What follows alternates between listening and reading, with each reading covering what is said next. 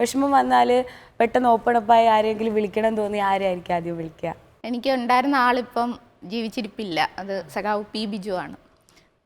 ബിജു അണ്ണൻ ഞാൻ SFI ആയി വരുന്ന സമയത്ത് ഞാൻ ഫാത്തിമ കോളേജിൽ പഠിക്കുമ്പോൾ എന്നെ യൂണിവേഴ്സിറ്റി യൂണിയൻ്റെ ചെയർപേഴ്സണായിട്ട് SFI തീരുമാനിച്ചു. അപ്പോൾ ഫാത്തിമയിൽ 1ാം വർഷ ഡിഗ്രി പഠിക്കുന്ന ഒരു കുട്ടി ട്രെയിൻ കയറി തിരുവനന്തപുരത്ത് വന്ന് SFI ഓഫീസിൽ ചെന്ന് അവിടുന്ന് PMG സ്റ്റുഡൻറ്റ് സെൻറ്ററിൽ ചെന്ന് എല്ലാം അത്ഭുതമാണ്. അപ്പോൾ അന്നേരമാണ് അവിടെ വെച്ച് ഞാൻ സഖാവ് പി ബിജുവിനെ കാണുന്നത്. സോ പി ബിജു എന്ന് പറഞ്ഞാൽ ഒരു ഭയങ്കര ഫൈറ്ററാണ്. എല്ലാവർക്കും ബിജു അണ്ണനാ. അപ്പം ബിജു അണ്ണൻ ഇങ്ങനെ എൻ്റെ അടുത്ത് പേരെന്താ എന്നൊക്കെ ചോദിച്ചു. അപ്പം ബിജു അണ്ണനാണ് എനിക്ക് യഥാർത്ഥത്തിൽ ഓരോ ചുവടുവയ്പ്പും പറഞ്ഞു തരുന്നതും എന്തൊക്കെ വേണം.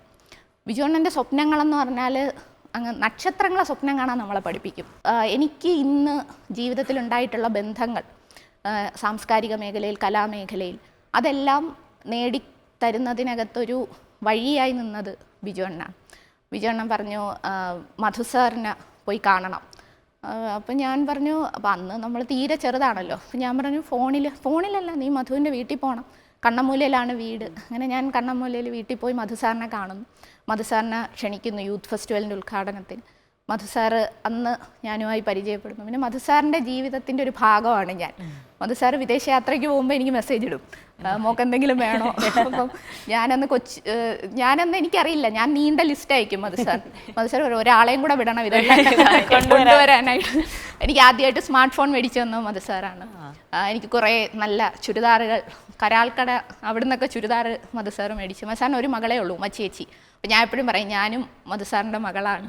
അപ്പോൾ അതുപോലെ പിന്നെ കുമാർ ഷാഹിനി എന്ന് പറയുന്ന ഇന്ത്യയിലെ തന്നെ പ്രശസ്തനായിട്ടുള്ള സംവിധായകൻ, അദ്ദേഹം വന്ന് ഞങ്ങളുടെ നാടകോത്സവത്തിന് പങ്കെടുക്കുകയാണ്. അപ്പോൾ ഇതുപോലെ എല്ലാ മേഖലയിൽപ്പെട്ട പ്രഗത്ഭ സുകുമാർ അഴീക്കോട് മാഷ് പ്രഭാഷണ പരമ്പര ഉദ്ഘാടനം ചെയ്യുന്നു. ഇതിൻ്റെ എല്ലാം ഒരു നേതൃത്വമായി നിന്നത് ബിജു അണ്ണനാണ്.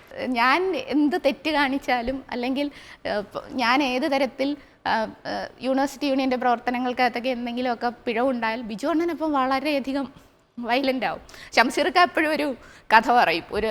എന്നും ഷംസീർക്ക SFI ഓഫീസിലാണല്ലോ ഇവർ താമസിക്കുക. സ്വരാജേട്ടനും ഷംസീർക്കായും ബിജു അണ്ണനും SFI ഓഫീസിൽ കിടന്നാണ് ഉറങ്ങുന്നത്. രാവിലെ ആകുമ്പോൾ എന്നും രാവിലെ ബിജു അണ്ണൻ ഫോണെടുത്ത് ആരെയോ വിളിച്ച് നന്നായി ചൂടാവും. അപ്പം ഇവർക്കിത് പിന്നെ യൂസ്ഡായി.